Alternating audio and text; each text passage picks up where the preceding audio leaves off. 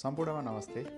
यदि तपाईँ लाइसेन्स बनाउन नपाएर भौतारिरहनु भएको छ भने, इभन तपाईँ विदेशबाट नेपालमा आउनुभएको छ हैन, 1-2 महिनाको छुट्टीको लागि भने अथवा 1.5 महिनाको या 2 महिनाको छुट्टीमा आउनु भएको छ भने र लाइसेन्सको लागि भौतारिरहनु भएको छ भने एकदमै विश्वासिलो हो। मैले पनि आफूले भोगेपछि मात्रै थाहा पाएँ कि मैले विदेशबाट दुबईमा थिएँ, दुबईबाट गएपछि 2 महिनाको छुट्टी थियो।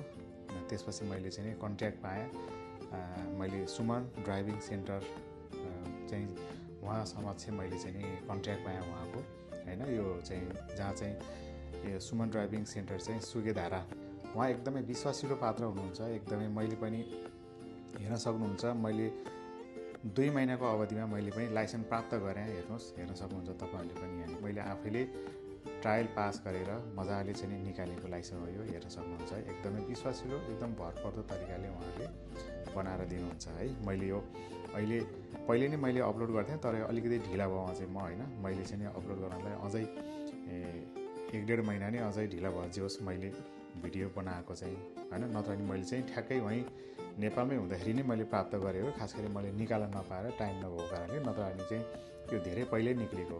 त्यही भएर तपाईँहरूले नि सम्झिन सक्नुहुन्छ सुमन ड्राइभिङ सेन्टरलाई, किनभने उहाँहरूको ब्रान्ड्स धेरै नै छ, 4-5वटा ब्रान्ड छ। एकदमै विश्वासिलो भरपर्दो उहाँहरूको सेवा भनेको 2016बाट अहिले अन्टिल अहिले 2026 यहाँसम्म काम गरिरहनु भएको छ। अझै पनि उहाँको चाहिँ सर्भिस सेवाहरू अझै चाहिँ बढिरहेकै छ हैन।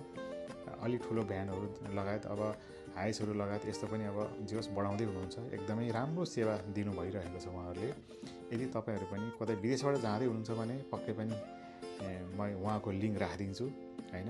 उहाँको पेजको लिङ्क राखिदिन्छु, उहाँको सम्पर्क गर्नु होला। एकदमै विश्वासिलो हुनुहुन्छ, एकदमै नम्र, एकदमै व्यवहार राम्रो, एकदमै जेन्युन काम गर्नुहुन्छ। कसैलाई ढाँट्ने, छल्ने, स्क्यामर गर्ने त्यस्तो हुँदैन है। म आफैले भोगे भएर त्यसले गर्दाखेरि तपाईँ पनि कतै विदेशबाट जानुभएको छ भने तपाईँसँग टिकट, तपाईँसँग चाहिँ श्रम, तपाईँसँग इन्सुरेन्स सबै कुरा हुनु पर्यो है। फेरि साथमा यदि त्यो भएन भने फेरि पाइँदैन। त्यो देखाउनु भयो भने तपाईँहरूले विथिन 2 हप्ता 10देखि 15 दिनभित्रमा तपाईँले लाइसेन्स हात पार्न सक्नुहुन्छ। म्याक्सिमम धेरै दिन गयो भने, नत्र भने 1 हप्तामा है। कुनै अलिकति त्यो बाइचान्स अब प्रोसेस गर्दा गर्दै अलिकति त्यो सिस्टम नचल्या हुन्छ अथवा अलिकति धेरै भिडभाड होला, त्यो ठाउँमा चाहिँ अलिकति हल्का 10 दिन अथवा 10-12 दिन यस्तै लाग्न सक्ला। नत्र भने चाहिँ धेरै टाइम लाग्दैन, एकदमै चाँडै निक्लिन्छ। मैले हात पारिसकेको छु। त्यही भएर विश्वास दिलाउनको लागि मैले तपाईँहरूलाई यो कुरा जानकारी गराएको हो। एकदमै विश्वासिलो हुनुहुन्छ है। तपाईँहरू पनि त्यहाँ गएर कन्ट्याक्ट गर्नु होला।